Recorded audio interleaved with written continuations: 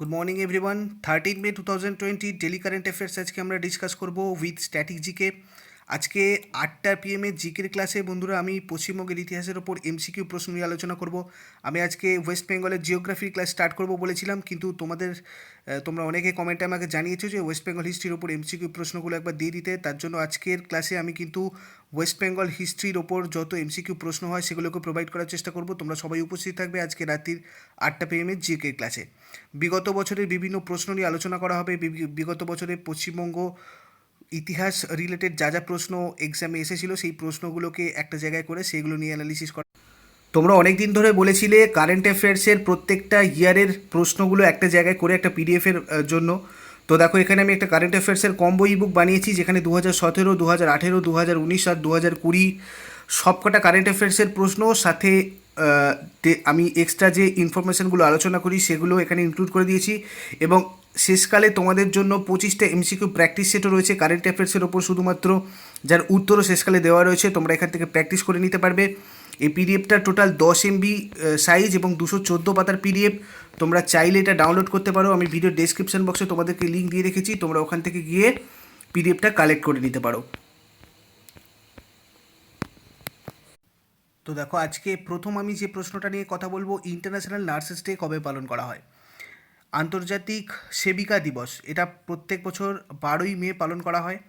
আধুনিক নার্সিং ব্যবস্থার প্রতিষ্ঠাতা ফ্লোরেন্স নাইটিঙ্গেল। কে আধুনিক নার্সিং ব্যবস্থা প্রতিষ্ঠা করেছিলেন? Florence nightingale. তো এনার জন্মবার্ষিকীকে স্মরণ করে তাকে শ্রদ্ধা ও সম্মান জানাতে এবং নার্সদের অবদান তুলে ধরতে প্রতি বছর এই দিনটা পালন করা হয়, ইন্টারন্যাশনাল নার্সেস ডে।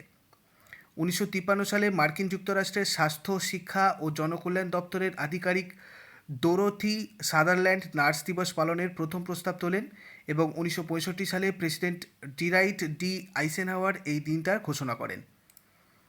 1974 সালে প্রথম এই দিনটা পালন করা হয়। ইন্টারন্যাশনাল কাউন্সিল অফ নার্সেসের হেডকোয়ার্টার রয়েছে বন্ধুরা সুইজারল্যান্ডের জেনেভাতে। ইন্টারন্যাশনাল কাউন্সিল অফ নার্সেস প্রতিষ্ঠিত হয়েছিল 1899-এ। ইন্টারন্যাশনাল কাউন্সিল অফ নার্সেসের প্রেসিডেন্ট বর্তমানে রয়েছেন অ্যানেটি কেনেডি। নেক্সট কোশ্চেন চলে যাব, ভারত ও মধ্য এশিয়ার মধ্যে সেরা আঞ্চলিক বিমানবন্দরের জন্য ভারতের কোন বিমানবন্দর স্কাইট্র্যাক্স অ্যাওয়ার্ড পেল? স্কাইট্র্যাক্স অ্যাওয়ার্ড পেয়েছে ভারত আর মধ্য এশিয়ার মধ্যে সেরা রিজিওনাল এয়ারপোর্টের জন্য। এটা পেয়েছে কেম্পেগৌড়া ইন্টারন্যাশনাল এয়ারপোর্ট, যেটা রয়েছে বেঙ্গালুরুতে। গ্রাহকদের ভোটের বিচারে 2020 বিশ্ব বিমানবন্দর পুরস্কারে 4 বছরের মধ্যে তৃতীয়বারের মতো ভারত ও মধ্য এশিয়ার সেরা আঞ্চলিক বিমানবন্দর হয়েছে কেম্পেগৌড়া ইন্টারন্যাশনাল এয়ারপোর্ট, যেটা রয়েছে বেঙ্গালুরুতে। নেক্সট দেখব, কেন্দ্রীয় সরকারের কোন মন্ত্রক চ্যাম্পিয়ন্স পোর্টাল লঞ্চ করলো? চ্যাম্পিয়ন্স পোর্টাল কেন্দ্রীয় সরকারের কোন মন্ত্রক লঞ্চ করেছে? এটা করলো ministry of micro, small and medium enterprises.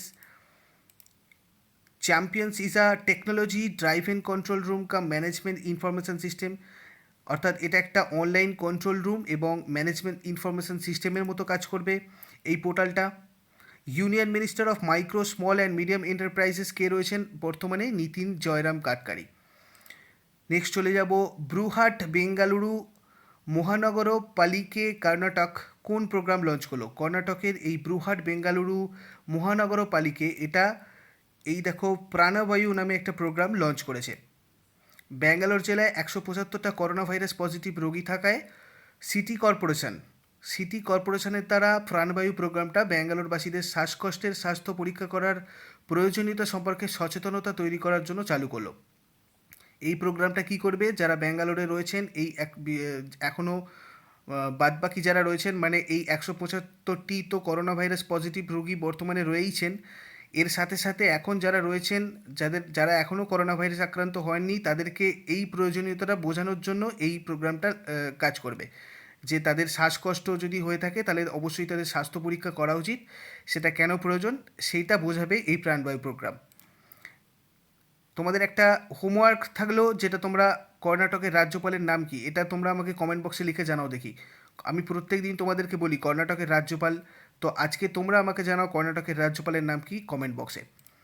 Next দেখবো, Indian defence manufacturing company DRDO Noida based company, যেটা ইন্ডাস্ট্রি পার্টনার রিয়ট ল্যাবস, এটার সঙ্গে অংশীদারিত্ব করে করোনা ভাইরাসের জন্য একটা কন্ট্যাক্টলেস স্যানিটাইজার ডিসপেন্সার তৈরি করেছে। তো এটার নাম কি? দেখো, ওক মিস্ট নামে একটা কন্ট্রাক্ট স্যানিটাইজার ডিসপেন্সার তৈরি করেছে। এর সিইও আর কোফাউন্ডার রিওট ল্যাবসের রয়েছেন Shishir Gupta. Chairman of defence research and development organisation DRDO হলেন জি সতীশ রেড্ডি। আর এর হেডকোয়ার্টার রয়েছে কোথায়? নিউ দিল্লিতে। ডিআরডিও কবে প্রতিষ্ঠিত হয়? আমি এর আগের অনেকগুলো ভিডিওতে তোমাদের বলেছি ডিআরডিও কবে প্রতিষ্ঠিত হয়, তোমরা আমাকে কমেন্ট বক্সে জানাও দেখি। ভারতের প্রথম কোন রাজ্যে এফআইআর আপকে দুয়ার যোজনা লঞ্চ হলো? দেখো এখানে এফআইআর বা এটাকে আমরা বলতে পারি ফির আপকে দুয়ার, এই ফির আপকে দুয়ার যোজনাটা লঞ্চ করেছে মধ্যপ্রদেশ রাজ্য সরকার। এই প্রকল্পের আওতায় এফআইআর দায়ের করার জন্য লোকেদের আর থানায় যেতে হবে না, তারা এই 100 নম্বরে ডায়াল করলেই তাদের এফআইআর দায়ের করা হয়ে যাবে। 11টি ডিভিশনাল হেডকোয়ার্টার্স, 1 আরবান এবং 1 রুরাল পুলিশ স্টেশন সহ 23টি পুলিশ স্টেশনে পাইলট প্রকল্প হিসাবে এই প্রকল্পটা শুরু করা হয়েছে। এছাড়া হেল্পলাইন ডায়াল 112ও চালু করলেন মধ্যপ্রদেশ রাজ্য সরকার। এটার সাহায্যে যেখানে অ্যাম্বুলেন্স, পুলিশ এবং অগ্নি নির্বাপক পরিষেবাগুলো দরকার সেখানে তাৎক্ষণিক পৌঁছে যাবে, তাদের তাৎক্ষণিক পরিষেবা দেওয়ার জন্য এই হেল্পলাইনটাও চালু করা হয়েছে 112। মধ্যপ্রদেশের মুখ্যমন্ত্রীকে শিবরাজ সিং চৌহান। শিবরাজ সিং চৌহান শহর অঞ্চল থেকে মহিলাদের ঘরে ঘরে কর্মসংস্থান দেওয়ার জন্য জীবন শক্তি যোজনা চালু করলেন, যেটা আমি তোমাদের কয়েকদিন আগে কারেন্ট অ্যাফেয়ার্সে আলোচনা করেছিলাম। মধ্যপ্রদেশের মুখ্যমন্ত্রী কে রয়েছেন? শিবরাজ সিং চৌহান। মধ্যপ্রদেশের রাজ্যপাল রয়েছেন লালজি ট্যান্ডন। মধ্যপ্রদেশ রাজ্যের রাজধানী ভোপাল শহরে প্রথম গার্বেজ ক্লিনিক খোলা হয়েছে। মধ্যপ্রদেশ রাজ্যের হ্যাপিনেস ডিপার্টমেন্ট দ্বারা প্রথম টাইম ব্যাংক খোলা হবে। আর মধ্যপ্রদেশ রাজ্যের বাঞ্চা ভিলেজ, বাঞ্চা গ্রাম ফার্স্ট সোলার কিচেন ভিলেজ নামে কিন্তু পরিচিত। কতগুলি ইম্পর্টেন্ট পয়েন্ট এখানে রয়েছে মধ্যপ্রদেশ সম্পর্কে। নেক্সট আমরা চলে যাব দ্য প্যারালিম্পিক কমিটি অফ ইন্ডিয়ার প্রেসিডেন্ট পদে কে নিযুক্ত হলেন? দ্য প্যারালিম্পিক কমিটি অফ ইন্ডিয়ার প্রেসিডেন্ট পদে দীপা মালিক নিযুক্ত হলেন। সম্প্রতি অবসরপ্রাপ্ত দীপা মালিক একজন ভারতীয় অ্যাথলিট।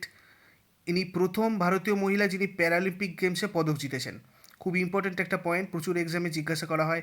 শর্টপুটে 2016 সালে গ্রীষ্মকালীন প্যারালিম্পিক্সে সিলভার মেডেল জিতেছেন ইনি অর্জুন পুরস্কার পান 2012 সালে এবং পদ্মশ্রী পুরস্কার পান 2017 সালে।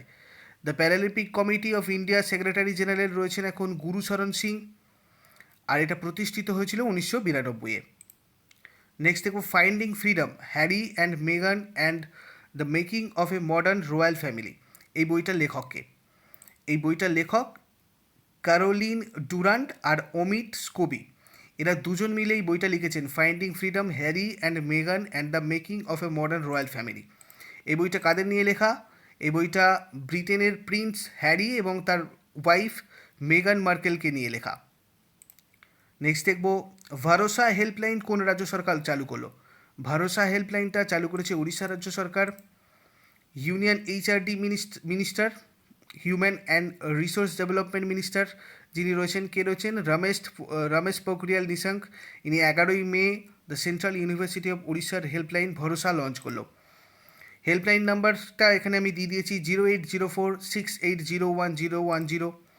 এই হেল্পলাইনের নাম্বারের মাধ্যমে কোভিড-19-এর মধ্যে শিক্ষার্থীদের, যারা মানসিকভাবে অক্ষম শিক্ষার্থী রয়েছেন, তাদের বিভিন্ন সমস্যার সমাধান করার চেষ্টা করা হবে এই হেল্পলাইনের মাধ্যমে।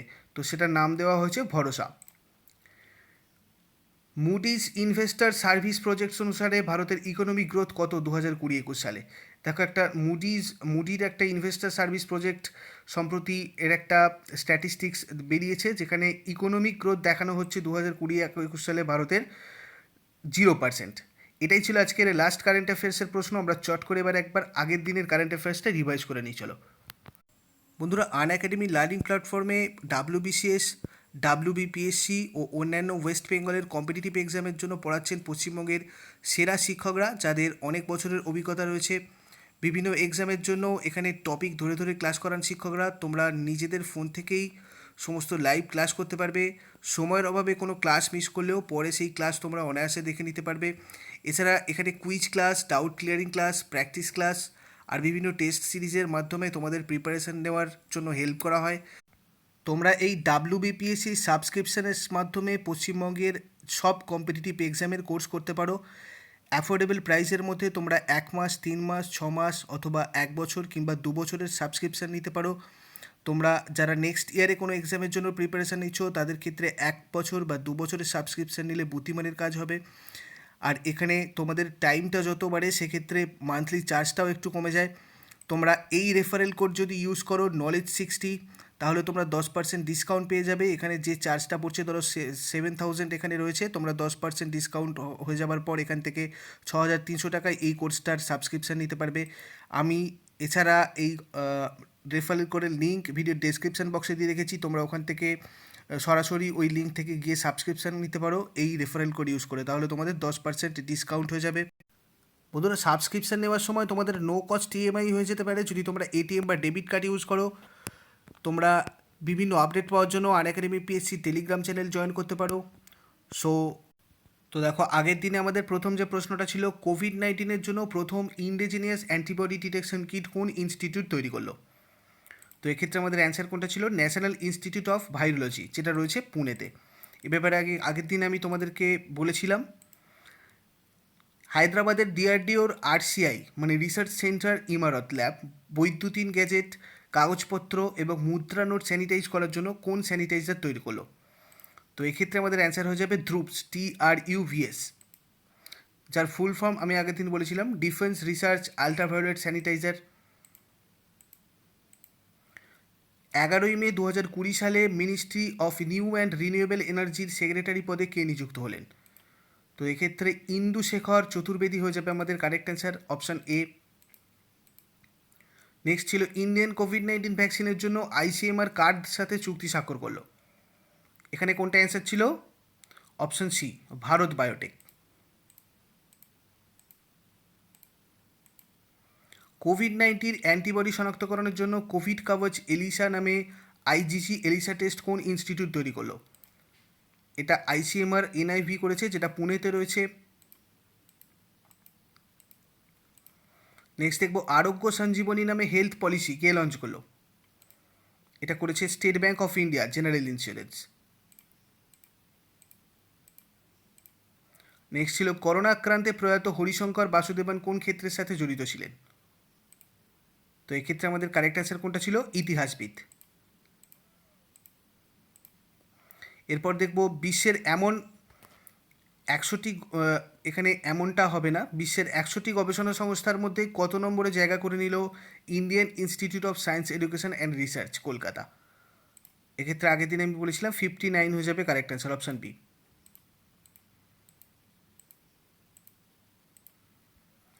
এরপর লাস্ট আজকে এই প্রশ্নটা তোমাদের জন্য থাকলো, ইন্ডিয়ান হকি ফেডারেশনের প্রেসিডেন্ট পদে পুনরায় কে নির্বাচিত হলেন? নরিন্দর বাত্রা, ধ্রুব সিং, অপূর্ব চতুর্বেদী, অরুন্ধতী সিং। কোনটা হবে কারেক্ট অ্যান্সার তোমরা আমাকে